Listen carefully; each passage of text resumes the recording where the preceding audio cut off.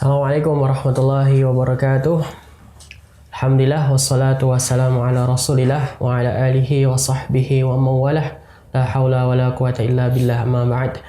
Sahabat pecinta sinyal Islam Indonesia sekalian, alhamdulillah kita masih dipertemukan kembali oleh Allah dalam segmen Sirah Nabawiyah bersama Ustadz kita, Fadilatul Ustadz Fadil Al-Makki, hafizahullah ta'ala. Sehat Ustadz? Alhamdulillah. Ya, walaupun di tengah-tengah pandemi sekarang ini ya, tetap jaga protokol kesehatan dan tetap jaga kesehatan juga lah. Ya, alhamdulillah yang terakhir kita sudah bahas Isra Mi'raj dan dakwahnya Nabi ke Mekah ya, Ustaz. Ya. Barangkali Ustaz ada mukadimah terlebih dahulu sebelum kita masuk ke materi yang baru. Jazakallah khair, Aziz. Bismillahirrahmanirrahim. Assalamualaikum warahmatullahi wabarakatuh.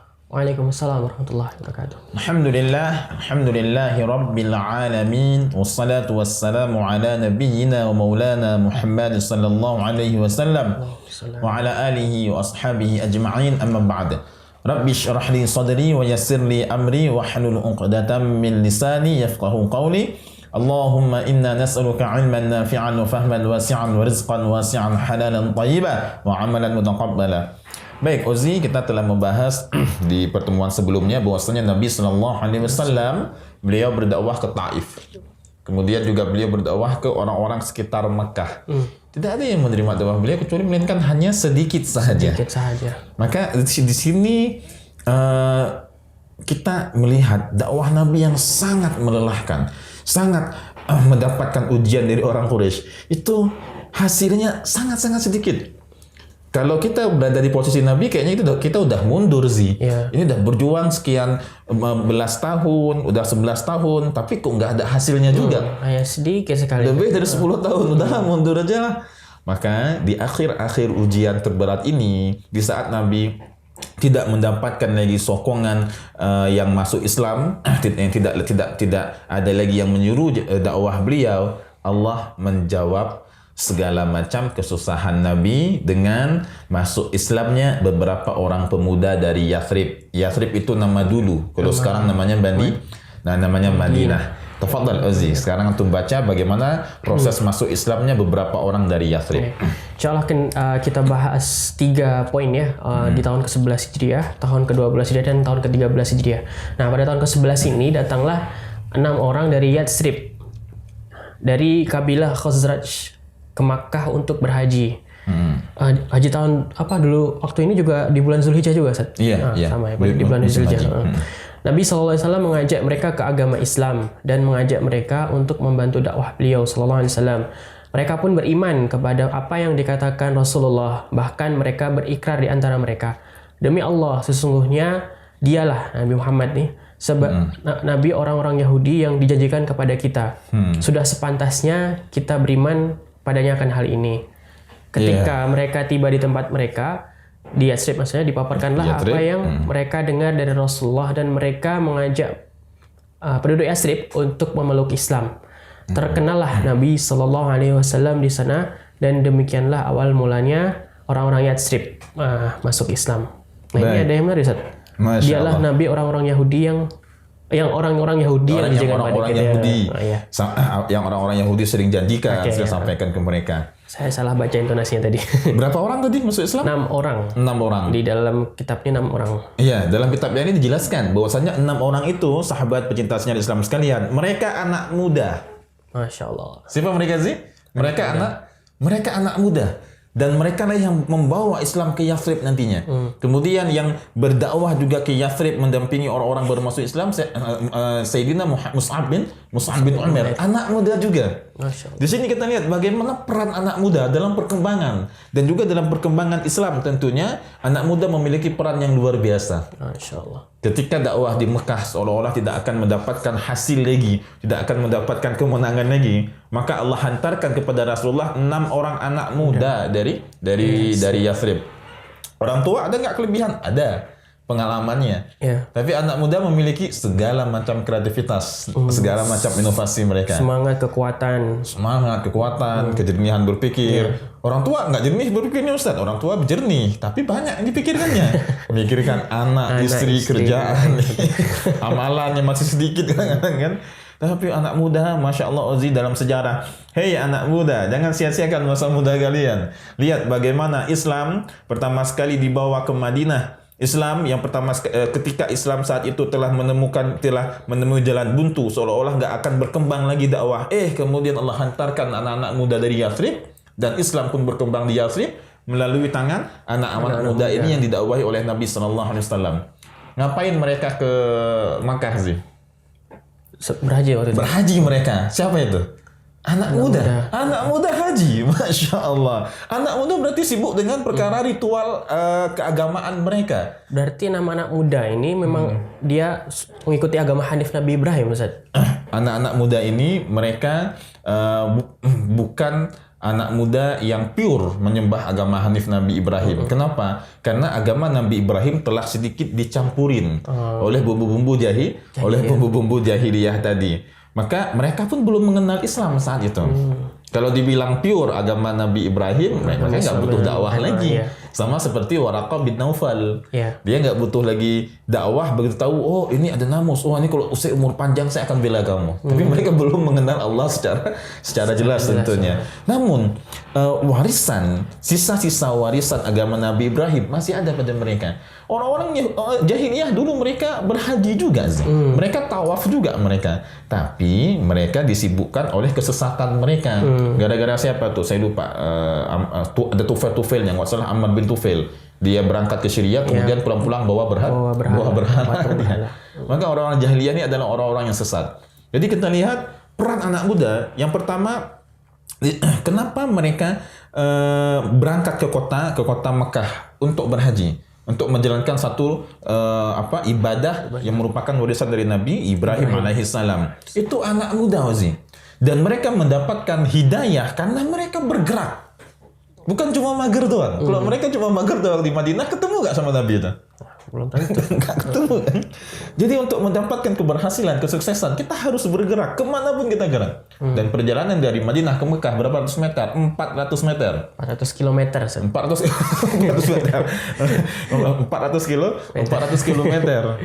Itu kalau naik bus bisa ditempuh dari Madinah ke Mekah hanya 4-5 jam. Karena Anda pernah di bus tuh Anda lihat, ini kalau 100 km berapa jam? Oh benar-benar dapatnya satu jam. Karena memang kecepatannya 80 sampai 100 meter.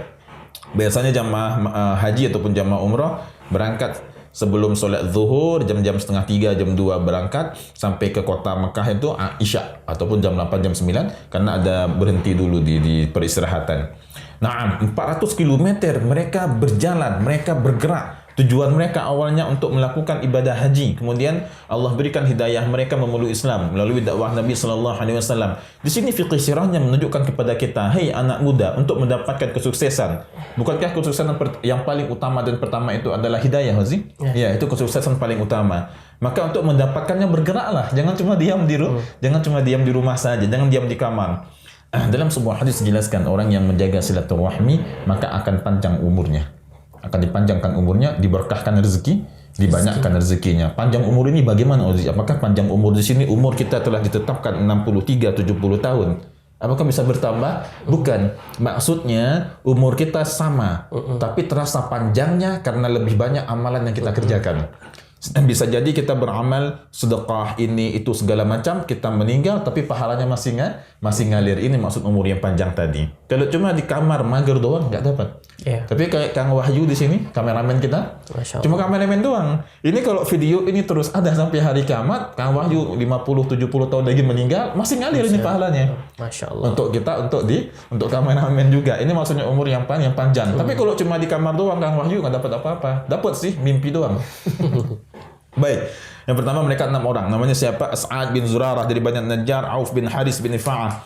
Kemudian Rafi' bin Malik dari Bani Zuraiq, Qutbah bin Amir bin Hadidah. Kemudian Uqbah bin Amir bin Nabi, Jabir bin Abdullah bin Ri'am radhiyallahu anhum dari Bani Ubaid bin Ghanam. Mereka semuanya merupakan kabilah Khazraj. Khazraj. Khazraj semuanya ya. Dan sebelumnya memang Khazraj dengan Aus ini selalu ribut. Mereka sangat berharap ada orang yang bisa mempersatukan mereka kembali. Orang-orang Yahudi sering mendakwahkan kepada mereka akan ada nabi akhir zaman, akan ada nabi akhir zaman. Maka berita mengenai nabi akhir zaman bukan berita baru bagi mereka. Kita lihat bagaimana bersihnya hati anak muda. Kita lihat bagaimana murninya hati anak muda, pikiran mereka dalam menerima dakwah yang baru. Ustaz, apakah orang Madinah ada yang menyembah berhala? Ada. Orang Madinah ada yang menyembah berhala sehingga salah seorang sahabat itu ketika Rasulullah berdakwah, awalnya dia belum masuk Islam. Setelah dia masuk Islam, ini kisah yang panjang, kita singkat saja. Dia menggantungkan pedang ke berhalanya. Kalau berhalanya itu bisa menolongnya, maka dia akan tetap menyembah berhalanya. Sama anaknya diambil, kemudian dilempar ke kotoran. Dia lihat, kamu melindungi diri kamu aja nggak mampu. Bagaimana bisa melindungi saya? Lihat bagaimana jernihnya pikiran orang-orang Madinah. Orang-orang Madinah memiliki pikiran yang sangat jernih, masya Allah. Naam, mereka mendapatkan kabar akan datang Nabi akhir zaman dari siapa? Dari orang-orang Yahudi. Makanya mereka mengatakan ini Nabi yang dikabarkan oleh orang Yahudi. Sepulangnya mereka ke Madinah, mereka pun jadi da'i. Sepulangnya mereka ke Madinah, mereka pun jadi duta Islam, masya Allah. Mereka menyampaikan kabar kepada orang-orang Madinah bahwasanya Nabi akhir zaman telah diutus dan kami telah masuk Islam, kami berbaiat kepadanya. Lihat, anak muda sih. Begitu mereka pulang, mereka nggak diem aja, nggak mager aja, terus gas lagi mereka dakwah sana, dakwah sini. Masya Allah, mudah-mudahan anak muda sekalian kita ini muda nggak sih? Katanya 40 tahun ke bawah itu masih muda. Masih muda. 40 tahun ke atas ya masih awal-awal itu masih muda juga. Kalau bahasa Arab dikatakan syekh tua itu kalau 40 tahun ke atas. Secara adat kita lihat kalau masih belum menikah dikatakan anak muda. Kalau udah nikah bapak-bapak. Walaupun 21 tahun. Walaupun 21 tahun. Masya Allah. Antum punya anak umur berapa? 23. 23. Tafadhal Oji, lanjutkan. Nah, selanjutnya kita akan bahas di tahun ke-12 yakni Bai'ah Aqabah yang pertama. Jadi tahun ke-12 kenabian. Nah, tadi saya bilang tahun 12 kenabian ya, Afan kalau tahun ke-11. 6 orang itu tahun ke-11. 11 kenabian. Tadi saya lupa Hijriah atau kenabian harusnya tadi. Kenabian. Di tahun ke-12 kenabian datanglah 12 orang ke Madinah. Mereka berkumpul dengan Rasulullah SAW dekat Aqabah pertama dan bermubaya'ah atau berbaiat untuk penyiaran Islam dengan beberapa syarat. Yaitu itu tahun berapa? Tahun ke-12 kenabian. Tahun ke depan, tahun setelahnya ya. Karena yang 6 orang itu masuk Islam tahun ke-11. Tahun depan setelah mereka berdakwah, mereka ajak lagi beberapa orang untuk berbaiat kepada Rasulullah. Nah, berapa orang yang mereka bawa? 12 orang. Masya Allah, 12 orang. Jadi isi dari bai'ah ini, di Aqabah ini, bai'ah yang pertama ya, ini mereka berjanji tidak akan menyekutukan Allah, tidak mencuri, tidak berzina, tidak menyekutukan Allah, tidak mencuri, tidak berzina, tidak membunuh anak-anak mereka. Itu mulai udah ada syariat sih. Bukan hanya menyembah Allah, tapi sudah mulai ada aturan-aturan mengenai syariat. Ozi, berapa totalnya yang berangkat sekarang di tahun ke-12? 12 orang ya. Sebenarnya yang tambah itu 7 orang sih. Yang awal tahun ke-11 berapa? 6 orang. 1 orang nggak ikut, Jabir nggak ikut. Berarti yang tahun 11 yang berangkat berapa? 5 orang. Tambah 7 berapa? 12. Jabir yang nggak ikut di tahun kedua. Nah, Mozi. Tidak berzina, tidak membunuh anak-anak, kemudian tidak berdusta. Ini aturannya luar biasa. Udah mulai mengatur bagaimana tata cara hidup sebagai seorang muslim. Tidak durhaka, tidak sombong. Maka barang siapa yang melakukannya, surga ialah balasan baginya. Jika tidak, semua urusan dikembalikan kepada Allah Subhanahu wa taala. Siapa yang Allah ampuni, siapa yang Allah siksa. Ketika mereka kembali ke negeri mereka, Nabi mengutus bersama mereka untuk mengajarkan Islam pada mereka. Tersiarlah dengan ini Islam sebab mereka itu. Dari rumah ke rumah tersiarlah Islam, tersiarlah agama Islam. Nah, ini ada catatan juga. Jadi yang 12 orang ini 10 orang dari Bani Aus, 2 orang dari Bani Khazraj. 10 orang dari Bani Aus, 2 orang dari Bani Khazraj. Sedikit berbeda dengan Bai'atul Maktum. Oh iya. Kalau Baitul Maktum sebelumnya 6 orang. 6 orang dari mana? 6 orang semuanya dari Bani Khazraj semuanya. Harusnya kalau yang 5 orang tetap berangkat, berarti 5 orangnya Khazraj. Tapi sekarang beda kan? Nah, lah bahas. Biasa itu ada perbedaan pendapat dalam sejarah. Yang pasti kita pahami ada 12 orang. Dan kabilahnya berbeda. Tidak hanya kabilah Khazraj saja. Di sini mulai ada benih-benih untuk mempersatukan kembali antara Bani Khazraj dengan antara kabilah Khazraj dengan kabilah Aus. Sehingga mereka happy sekali dengan datangnya Islam, dan orang-orang Aus Khazraj ini sebenarnya udah bosen ribut-ribut perang terus mereka. Peperangan tidak akan melahirkan melainkan kesusahan saja. Mau sekolah kita susah kalau lagi perang, mau belajar susah. Dulu pas lagi ribut-ribut di Syria itu banyak sekali mahasiswa pulang akhirnya kan.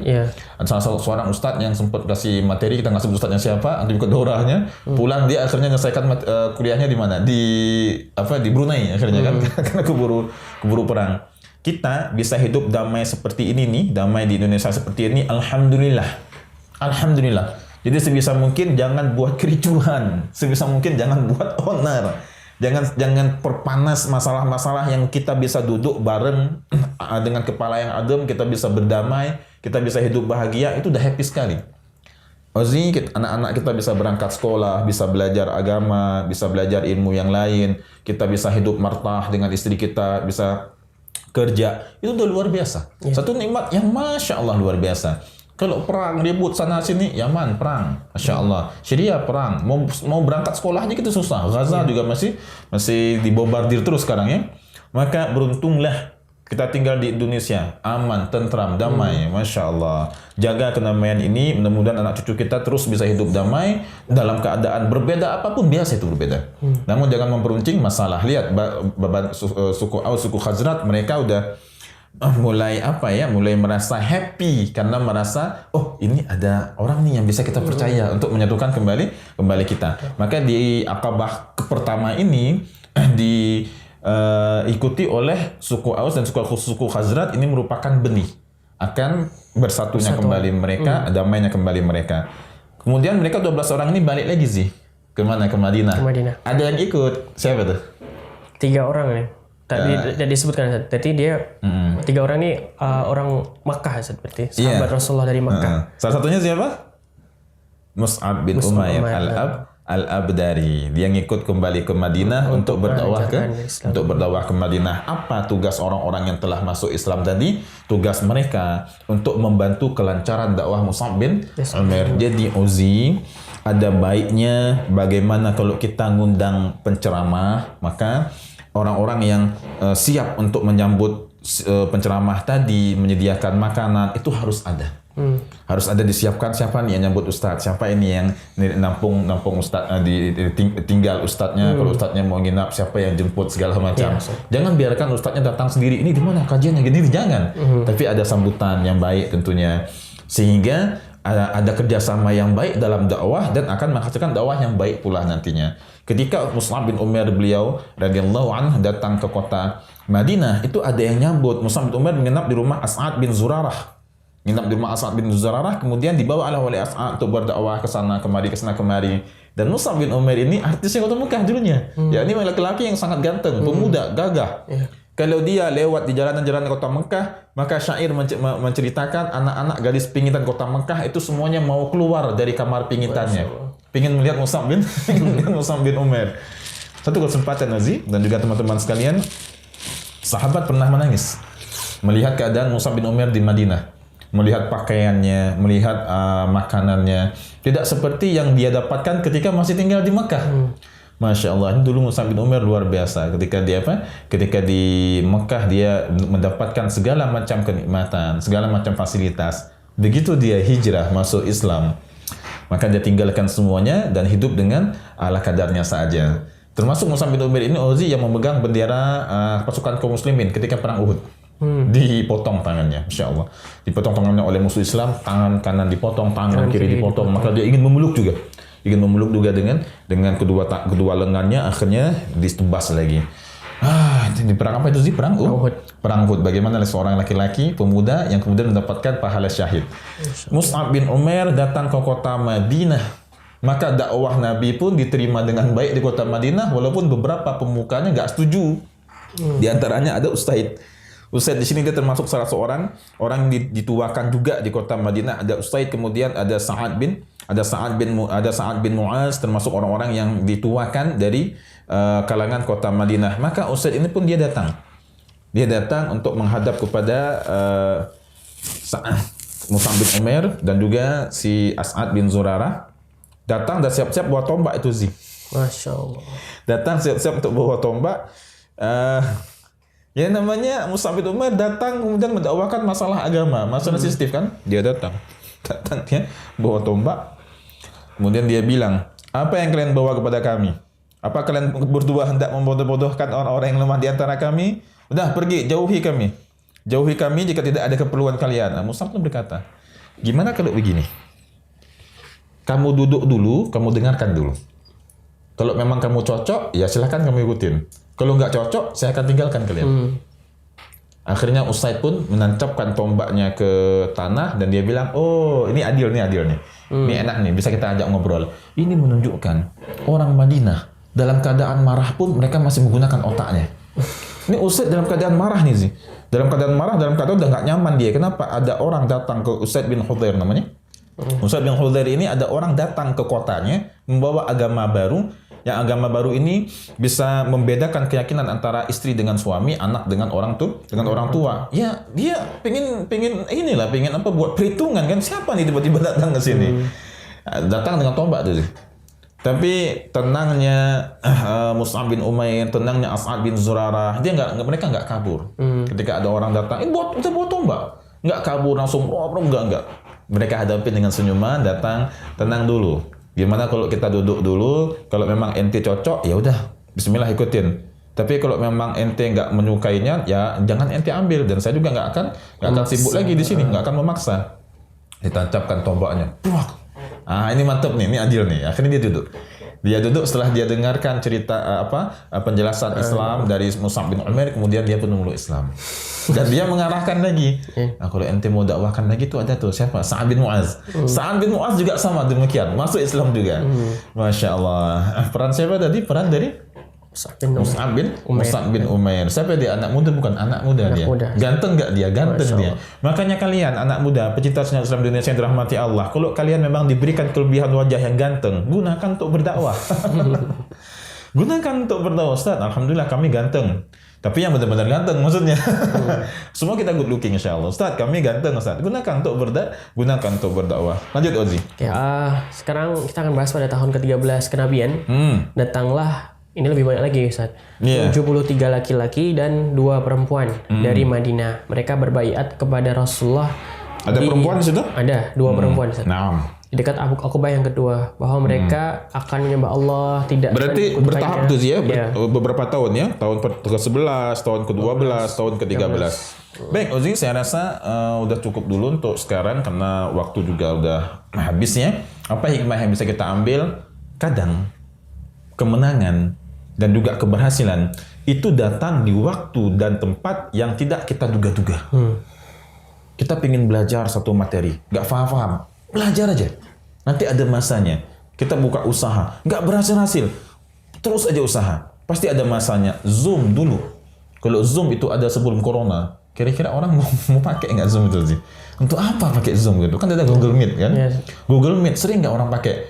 Ngapain pakai? Udah offline aja, jangan dikejar online. Tapi ada masanya, mereka naik kelasnya kan? Ketika Corona semuanya nge-Zoom, semuanya nge-Google Meet.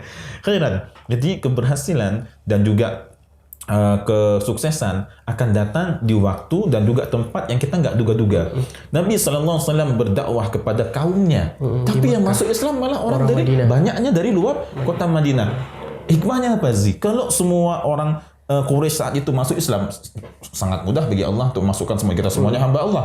Semuanya masuk Islam nantinya. Maka khawatir orang-orang dari luar menduga bahwa dakwah Nabi ini adalah dakwah nasional. Yang hanya didukung oleh orang-orang sekitar beliau. Jangan-jangan Nanti orang-orang menduga, orang sekitar Nabi saat itu, Parsi dan Romawi, jangan-jangan Muhammad ini berdakwah didukung oleh kaumnya. Mereka ingin membuat satu komunitas, mereka ingin membuat satu apa? Satu imperium untuk mengalahkan kita. Tapi tidak. Yang menyebut dakwah Nabi bukan dari kaum beliau, walaupun ada, tapi sedikit sebagian saja. Di awal-awal Islam yang menyebut malah dari luar. Ini hikmah kenapa kaum Quraisy tidak masuk Islam semua saat itu, agar tidak menimbulkan dugaan buruk dari luar bahwasanya Nabi dengan kaumnya ingin membuat imperium khusus yang bertujuan hanya sekedar duniawi saja.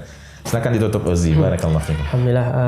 Sekian tadi sedikit kita bahas di tahun ke-11, 12, dan 13 kenabian. 13 kenabian mungkin kita akan lanjutkan di lain waktu. Mudah-mudahan berfaedah untuk kita, bermanfaat untuk dan menambah wawasan kita. Dan yang paling penting adalah tambah cinta kita pada Rasulullah SAW. Dari kami cukup. Sekian, kita akhiri dengan bacaan alhamdulillahirabbil alamin. Subhanakallahumma bihamdika asyhadu an la ilaha illa anta astaghfiruka wa atubu ilaik. Assalamualaikum warahmatullahi wabarakatuh. Syukran Ustaz. Afwan.